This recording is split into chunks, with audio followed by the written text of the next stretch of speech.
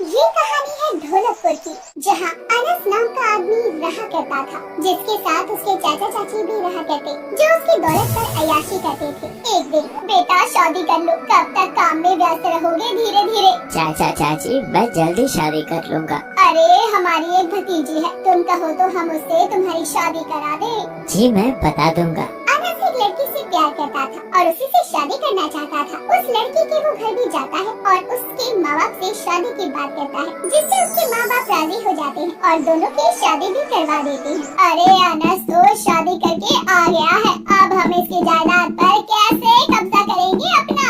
भतीजे को सोचा था ताकि सारी जायदाद हम अपने नाम कर सके, लेकिन ये तो अपनी मर्जी से शादी करके ले आया। अब हमारा क्या होगा?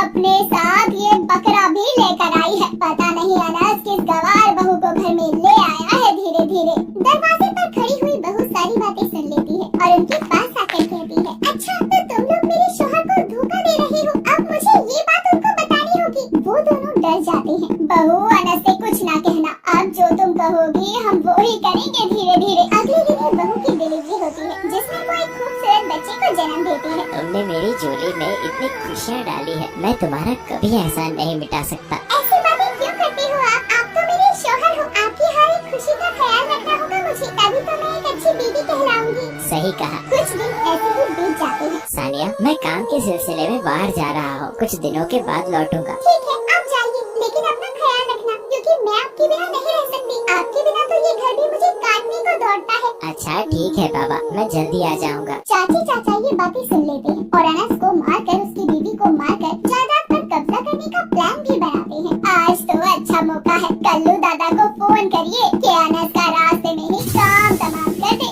और हम इसका घर में धीरे धीरे। ठीक ही कह रही हो।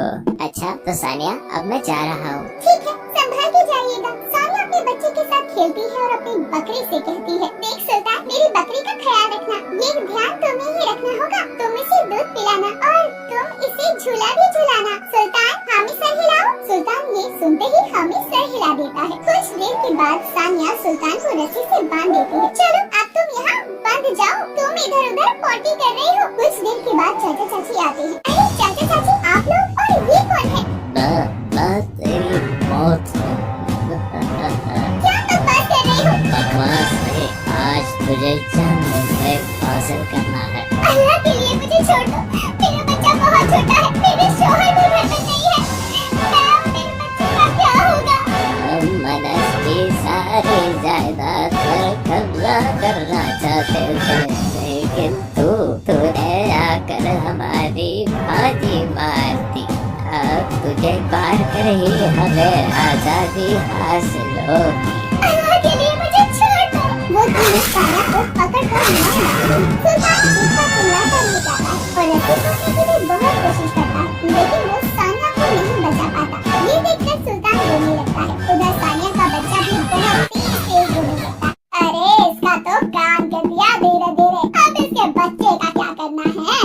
अरे कुछ नहीं, ये तो भूख से ही मर जाएगा धीरे धीरे।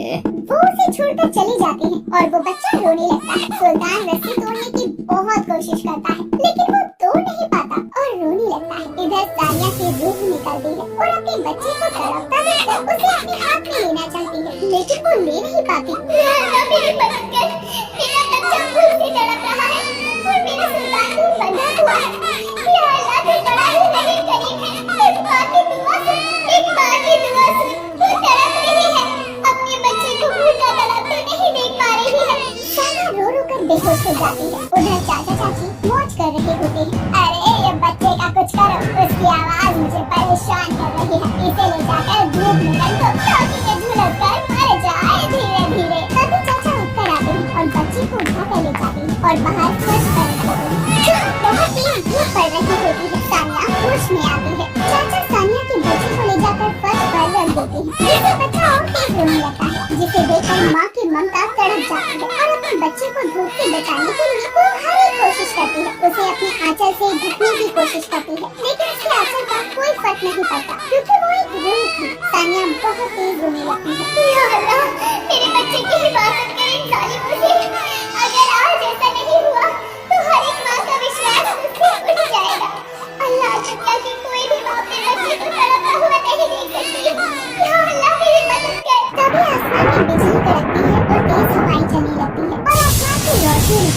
और सुल्तान की रस्सी को बांध देती है, जिससे सुल्तान भागता हुआ आता है और बच्चे को उठाकर कमरे में ले जाता है। सानिया भी उसके पीछे पीछे जाती है। या अल्लाह, तेरा लाख लाख शुक्र है, तूने मेरे बच्चे को बचाया।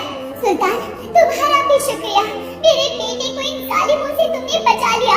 इसे कहीं दूर ले जाओ ताकि ये मेरे बेटे को मार न सके।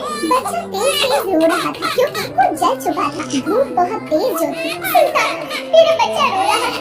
मैं इतनी मजबूर हूँ कि अपने बच्चे को दूध भी नहीं पिला सकती। मैं इसे दूध नहीं पिला पा रही हूँ और इसके जख्मों पर कोई मरहम भी नहीं लगा पा रही हूँ। क्या तुम मेरे बच्चे को दूध पिलाओगे? उसके जख्मों पर मरहम लगा पाओगे? सुल्तान भागता हुआ जाता है और ड्रॉर में से एक ट्यूब निकालता है और बच्चे को लगाता है। ये देखकर सानिया की आंखों से आंसू रुक ही नहीं पा रहे थे।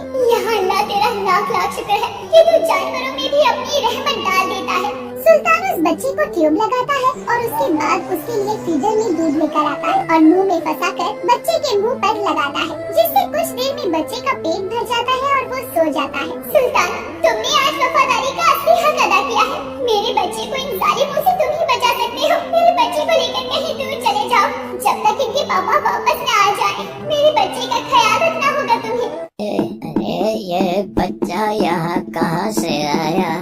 मैंने तो इसे बाहर फर्श पर छोड़ दिया था। लगता है ये सुल्तान का बच्चा इसे यहाँ उठा कर ले आया होगा। अब बकरा इसकी हिफाजत करेगा। अगले दिन ये रहा बच्चा। आज इसका भी काम तमाम कर ही देते हैं धीरे धीरे। और जल्दी करो, धीरे धीरे। जैसे ही वो दोनों बच्चे को उठाने की कोशिश करते हैं तो सुल्तान उनके ऊपर हमला कर देता है, जिससे दोनों बच्चे लोग दीवार से टकराते हैं। और ये सुल्तान के अंदर इतनी ताकत कहाँ से आ गई? धीरे धीरे इसने तो हमारी हड्डी पसली ही नहीं कर दी। अगले दिन अनस आ जाता है और वो सानिया सानिया बोलकर उसे पूरे घर में पुकारता है, लेकिन सानिया तो मर चुकी थी। अरे चाचा चाची, आप लोगों का ये हाल किसने किया? अरे हमारा ये हाल तुम्हारे सुल्तान ने किया है। तुम्हारी बीवी को सुल्तान ने मार दिया। ये क्या कह रहे हो तुम दोनों? सुल्तान ऐसा क्यों करेगा? सुल्तान बेटा पागल हो चुका है, इसे पागलखाने भेजना होगा, नहीं तो ये तुम्हारे बच्चे को भी मार देगा और हम सबको भी। तभी अनस को गुस्सा आता है। इसने मेरी बीवी को मारा है, मैं इसे नहीं छोड़ूंगा। जिसने पाल पोस कर तुझे बड़ा किया, उसी के साथ तूने गद्दारी की। तूने मेरी जिंदगी छीनी है, मैं तुझे नहीं छोड़ूंगा। अनस सुल्तान को बहुत मारता है। छोड़ दो मेरे सुल्तान को। सुल्तान ने मेरे बच्चे की जान बचाई है। अल्लाह के लिए मेरे सुल्तान को छोड़ दो और इन कमीनों को मारो जिन्होंने ये सब किया है।